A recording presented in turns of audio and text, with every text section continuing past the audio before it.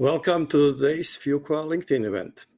Every Wednesday at 12:30 p.m. Eastern Time, Fuqua faculty are coming to you live on LinkedIn.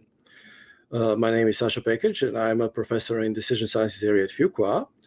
And our area's expertise is on business analytics, how to structure and analyze information and data to improve business decisions, processes, and strategies. And I will be leading the discussion in today's LinkedIn Live. My research is in market design, designing ways to use data and information to optimize performance of the markets, from ride-hailing platforms and streaming media platforms to allocation and pricings of scarce resources in a variety of business settings. For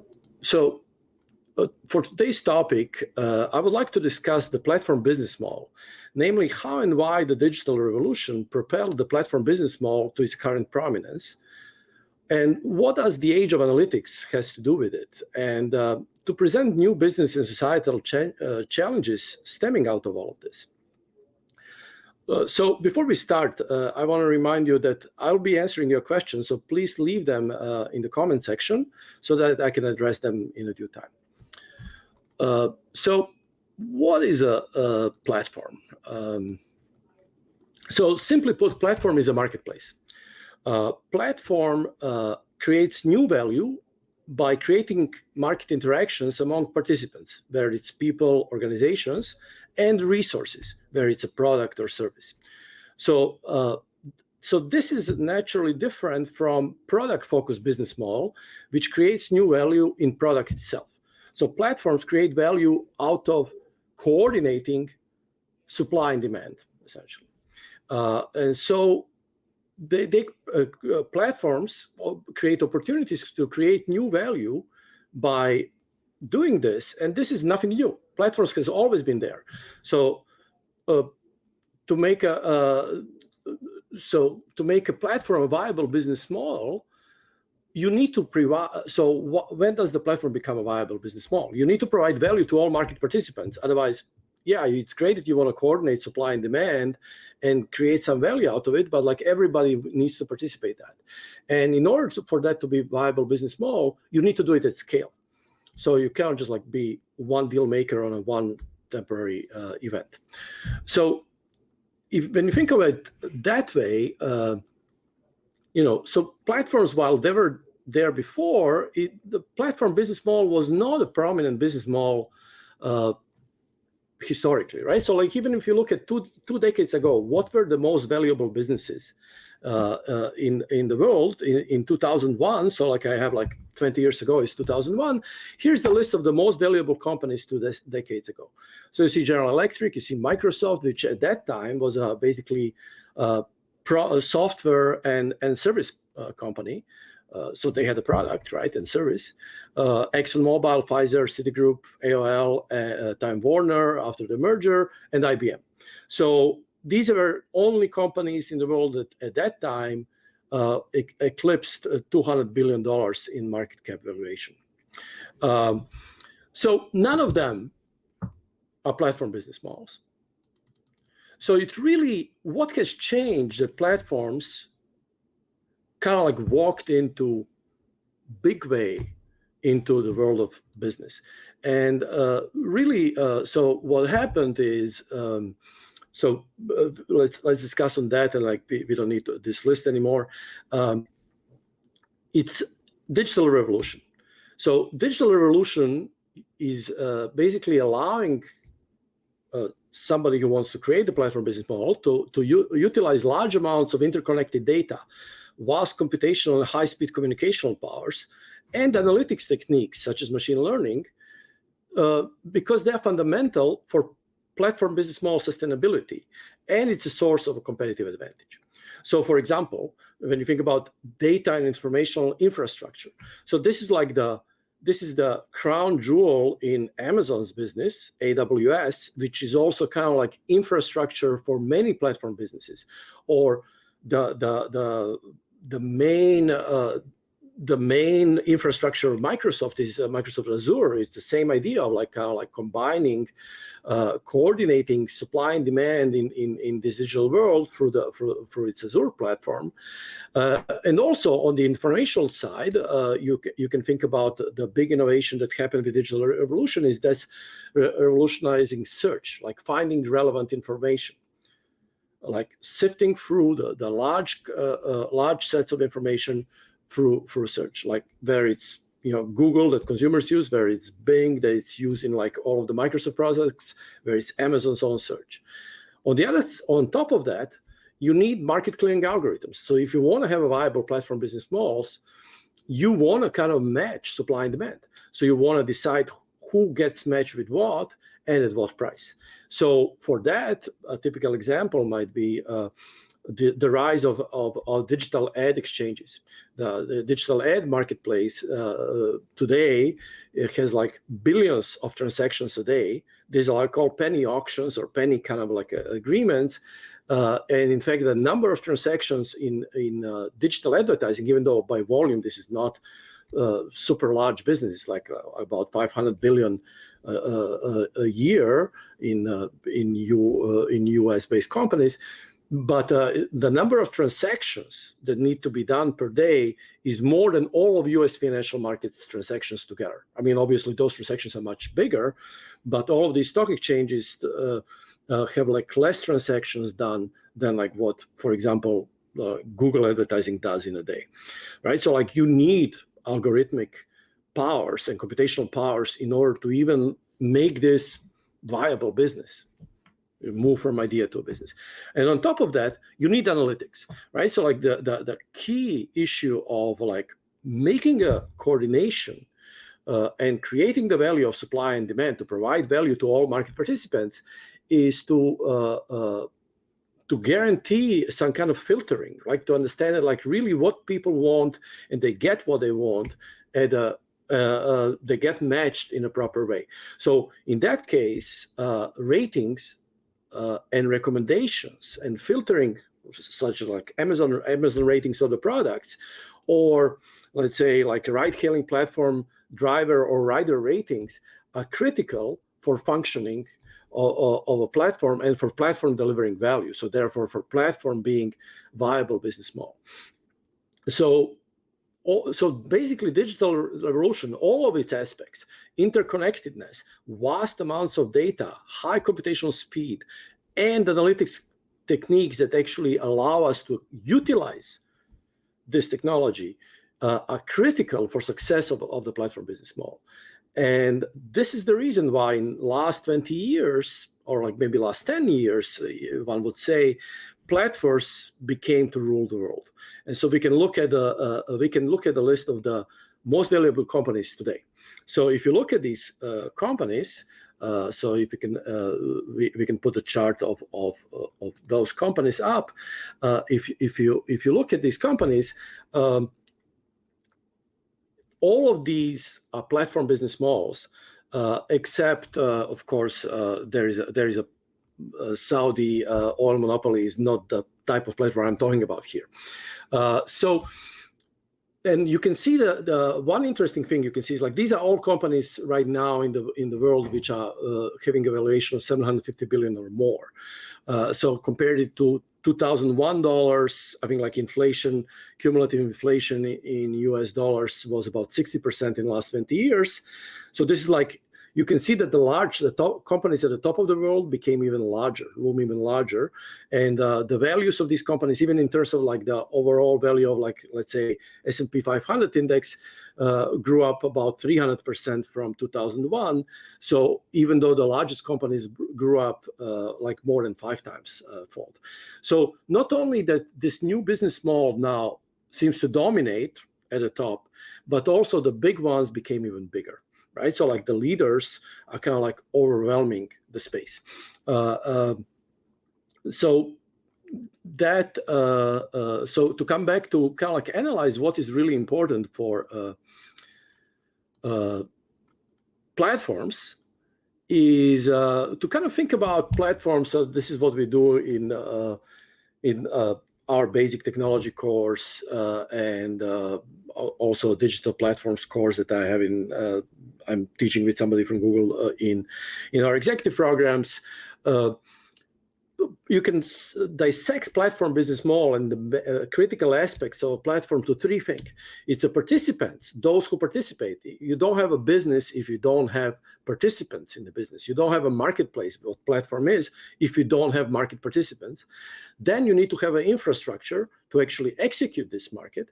And then you have to have governance. So you have to have participants, infrastructure to actually make the business run, and you need to govern it because people need to trust in both the quality of the transactions, protect the participants of the market, and they need to trust that, not just trust into other participants, but to trust that the infrastructure is doing something in their benefit, right? So when it comes to participants in research, what happened with digital revolution is that who is transacting and what is being transacted came out of classical teams. We had marketplaces for produce in ancient times. We have financial markets and stock exchanges for last 100 years.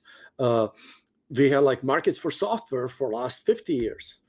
But the role of digitization, defining new, first of all, there are new digital goods. We can transact now media, right? Any digital goods, but also fragmentation of labor. If you can digitize what means labor, that creates opportunities for new supply and new demand coordination. So without digital revolution, some of these business models were not viable and there were no opportunities. On top of the market infrastructure, as I mentioned before, like market clearing, allocation, and pricing, who gets what and what price is critically dependent on algorithms.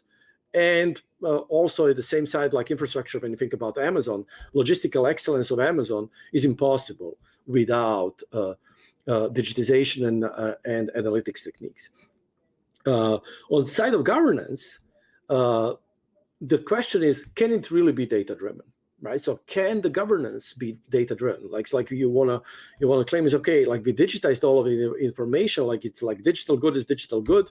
I don't care about the veracity of information, but can the algorithms decide what is true, what is not, what is good quality, what is not, right? So the ratings, recommendations, filtering, these are all analytics techniques that try to proxy for this important governance question. And so data-driven decisions are kind of fundamental to the success of the platform business model and the prominence of the business models.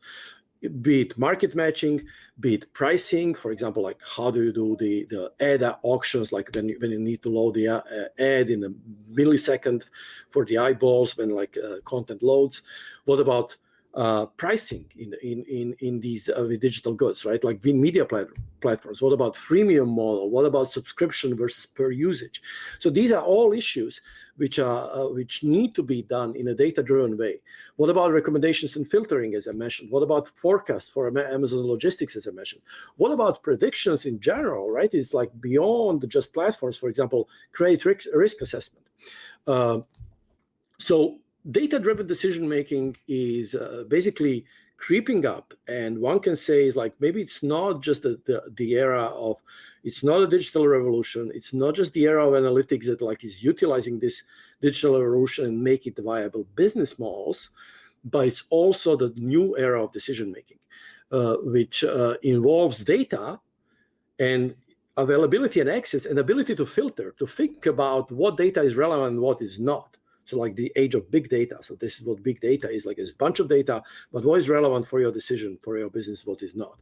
The tools, understanding which tools are applicable, which are not. I mean, statistics existed for 200 years as a discipline, but really what analytics tools are appropriate for which business context. And then you need to have engineers to handle the process of applying these analytics to available data using appropriate tools like machine learning or other AI methods. And so these data-driven business decisions, which are not affecting just platforms, bring an interesting conundrum in the modern world. It's like data-driven decisions versus intuition, expertise, experience of managers, of businesses. So you can think of data-driven decision-making being actually dumb but massive evidence. You have lots of data. Every single data point is a piece of information. So it's kind of like experience, right? But it's massive, but it's like there is no context to it, right? So like you need to kind of like sift the context out of it. However, these computational powers allow you to use this dumb but massive evidence to create real-time large-scale decisions. So there's issue of optimality of these decisions and timeliness, right? So for example, like how can you allocate ads on all of the possible impressions of the websites manually? You really need to have like algorithmic model, and all participants in the market need to trust that algorithmic model. So where we are right now is like, I mean, humans and organizations need to adapt to this new reality that the machines can help us run more viable businesses. So there's a clear advantage of a machine in the last 20-something years in terms of recommendations, forecast, predictions, any kind of well-defined tasks. So machines are better than humans. On the other hand, we as humans still have an advantage in understanding causality, why one piece of information is relevant to making another decision, and in making judgment calls. It's like thinking about business reasons, economic reasons, environment, thinking holistically. The question is how long we will have this situation. So and this situation of like basically data-driven decision making and the rise of platforms is bringing a bunch of fascinating new business and societal issues that we all need to have. And so I think it's I might just list few, and I think like we should then open it up for discussions, and I'm going to try to answer your questions and discuss other aspects of it. So one thing that like we all hear about is algorithmic biases, and like this is kind of like corresponds to this idea of dumb data, right? So like idea that like data, you might have lots of data given inherent biases in some situations where you have lots of data, and therefore, while you might want to have incentive to correct the wrongs from the past and like correct the biases from the past, dumb data doesn't see that. So like you have like lots of data from some kind of bias past, therefore like your analytics methods are going to give you less uncertainty in your decisions versus somewhere where you don't have that data. So like a machine is going to be very uncertain what to predict. So it would rather take a certain prediction and then perpetuate the bias. And so that creates this kind of like algorithmic biases we kind of all learn about. And also it's very hard for machines to identify biases or even errors in data-driven decision making.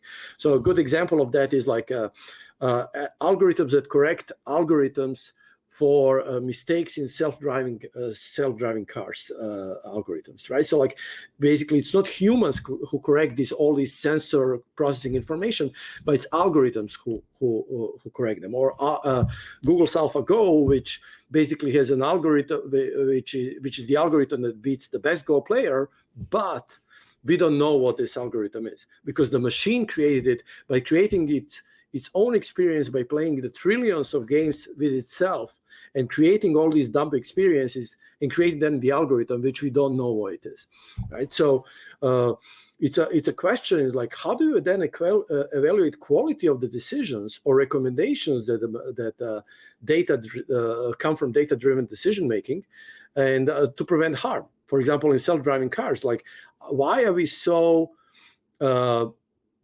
concerned as a society or regulators allowing self-driving cars on the streets, while human error is way likelier than self-driving car? But it might be due to that. Or what about AI-driven health decisions? Like if like basically some kind of AI method suggests like you should have like important surgery, would you go just with this decision?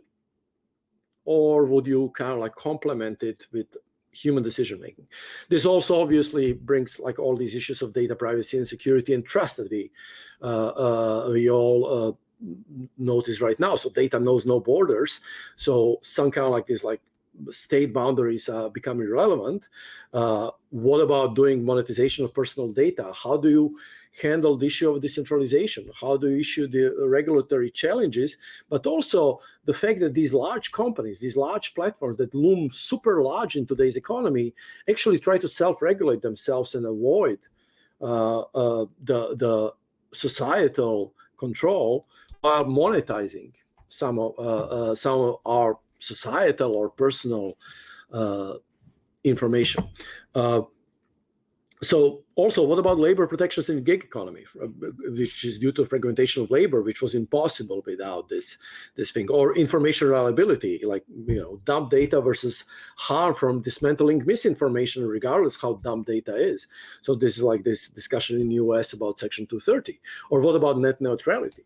So these are all quite important issues that both businesses and society is coming to terms with, and like there are many other fascinating issues, but I'm wondering what are your thoughts on this? And I think it's maybe time now to try to address some of your questions that come through the comment sections, and so we can maybe take it from there. So like shoot out and tell me if you have any questions for me, or if you want to discuss anything else. So Brian noted in the chat a very interesting point, like the Pfizer, which was a top 5 most valuable company 20 years ago, was not a platform business, but perhaps today it might have platform aspects to its business, especially with the COVID vaccine, as we can see.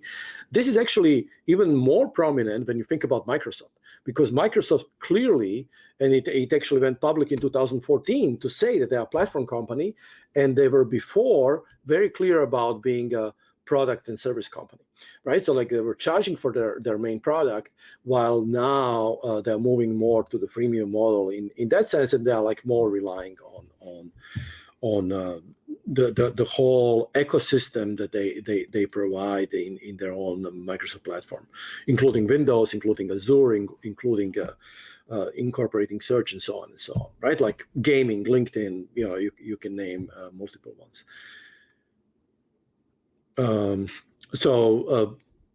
There was a comment from Anna saying that like really, so like what I think like my biggest claim here was that I wanted to say is like, look, I mean, like platforms exist forever, but prominence of platform business model is due to the fact that some things which were not viable as business, there might be great ideas, now become a viable business, and you needed all of those ingredients. You needed digital revolution, you needed like massive scale, right? I mean, we had internet in 1990s publicly available, but like you couldn't do social network before early 2000s, right? Like because there was not enough of the digital revolution movement. You cannot do the media streaming until like 2010s, right? So there are some things you cannot really do until technology is out there for it, right?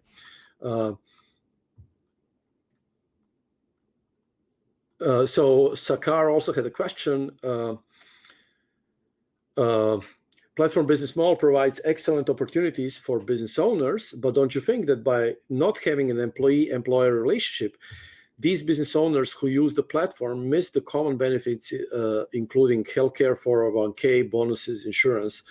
I mean, we don't need to think about it. I mean, like California had many issues exactly in context of gig economy, in terms of like, how do you treat fragmentized labor and like protections for society? I mean, it's a bigger societal issue. It's like, yeah, I mean, it provides some value for this transactional nature of what some of these gig economy platforms provide, from food delivery that many of us rely to during the COVID times, to Uber, to you name it, right? So like your dog sitting or temp jobs.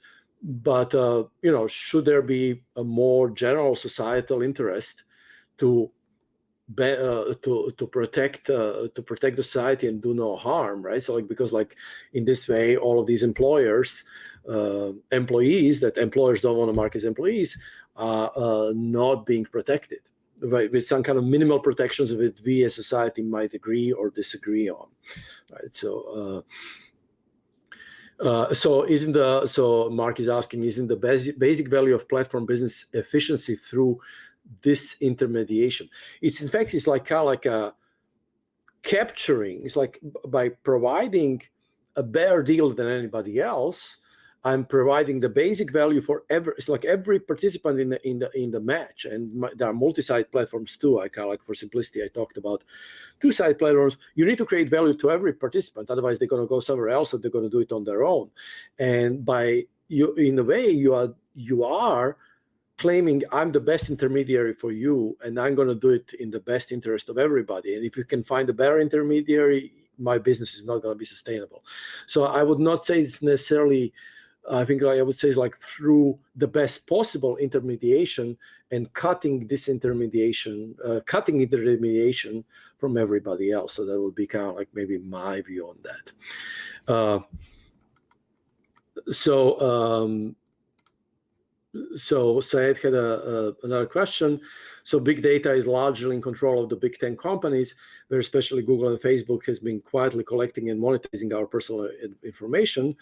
How do I see regulatory authorities challenging their monopoly? So, I mean, like Europe moved several years ago. I think what is, increasingly clear, not just in terms of this question of private information, is that data in any form has no borders, and also pandemic seems to have no borders either. So there is a need for kind of like more coordination across our global society and global businesses, which transcends necessarily like country borders. And I think it's pretty clear that that's what is actually needed. Some coordination is needed, and like for this data things, like I think like general data protection regulation in GDPR in EU is an important step on data privacy. But I think discussions, my personal opinion, so let me share one personal opinion. I think like the discussion of Section 230 in the US is very important in this context, because the idea that these platforms are kind of curating the content. They're not just providing the content claiming this is just dumb data. They're personalizing content and curating it, but they're also monetizing that curation. So in that sense, they might have to be, so there could be a perspective that they might be liable to curation of the content and for providing that content, that they're not just a dump pipe that provides this information to end user, but given that they're curating and monetizing that content, they might be also held liable, same as like New York Times might be liable for what they publish. Therefore, Facebook might be liable for whatever they point out to some user, if that is giving harm to somebody else. So, for example, if somebody is doing something which is harmful to public health policy, for example, right? And so like it should be maybe societal regulation, not necessarily self-regulation of the platform. Obviously, it's in the platform's interest to keep being self-regulated. So it is a question of our day how I see regulatory authorities challenging their monopoly. So Carlos asked, how do I anticipate digital density on devices with 5G will affect platforms? I think it's like undoubted that there's going to be a new platform business models. There is new opportunities to create a platform business model, to create another way to better coordinate supply and demand, to better define a new service product, something that somebody wants and somebody can offer, and coordinate that by using more data. Right, so I think that's pretty clear that there is going to be lots of it's going to be like what ride-hailing platforms are doing, combining the physical location with all of the data to kind of like help the taxi market essentially, right? So and help the transportation market in general, which is a $10 trillion market, while the taxi market is $100 billion market. So that is going to be looking like a dump use of platforms once we have like the 5G. If I knew why that would be, it's somebody who's going to have like a great ideas is going to monetize on it, and it's like surely it's going to provide new opportunities. Fang Jia is asking, would you share your insights or how big platform may help industry-wide collective efforts on sustainability and climate change? So I think that is a good question. I think like I think platforms and like the fact that platform business model as such is helping remove inefficiency in different markets by coordinating supply and demand to the benefit of all players. So in that sense, that already helps with sustainability and climate change. I think like the problem is, like I think like for the climate change, you can see how, for example, the electric car companies are also in the general car industry is moving towards the platform model, right? So like I mean, Mercedes-Benz plays, BMW plays, Detroit 3 plays in terms of like trying to use the vehicles as some kind of like a shareable resource, like that, like when you have a vehicle that you only use it when you use it, right? So like I mean, so that also helps with sustainability, with the climate change efforts. But just like aggregating data and information, it's a big help, right? I mean, there are like also negatives, right? When you think about the electricity usage, just like for Bitcoin mining, right? So like thinking about another type of platform, it's a serious issue, right? So like how do you train those things? I think like platforms have a role to play, whether they are like front and forward about it. It's hard to say, and like where the society as such should be pushing for some kind of minimum criteria that we all need to do to make sure that all the things that we do are sustainable. And I think like the final question here, and I think like we are extending our time here and our welcome is last question from Roshan. So you mentioned that the big platform business grew even bigger recently. Do you think this might be an issue in the long term? To put it in cliche terms, they became too big to fail. Can you entrust to the platform or even making in a such setup?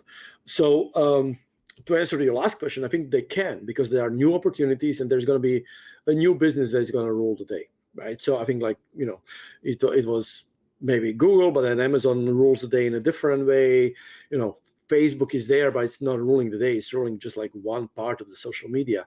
But the fact that they grew too big already, I think it's like noted by regulators all around the world, right? So like they became like near monopolies and they're fighting to self-regulate. I mean, this is not a new issue. I mean, it's like these issues of regulation and like businesses becoming too big and society making decisive actions for the benefit of society is not new, right? So like we had this thing with railroads, we had these things in this country with the antitrust in 70s. And it is a fair question. The point is like what to formulate. What is the monopoly about? And I think that is the issue of the day. So with that, I thank you for your attention. I thank you for all of your questions. It was a pleasure to be discussing this fascinating topic with you. And thank you for joining. And please follow us on and Fuqua on LinkedIn, and to be alerted to these and other events.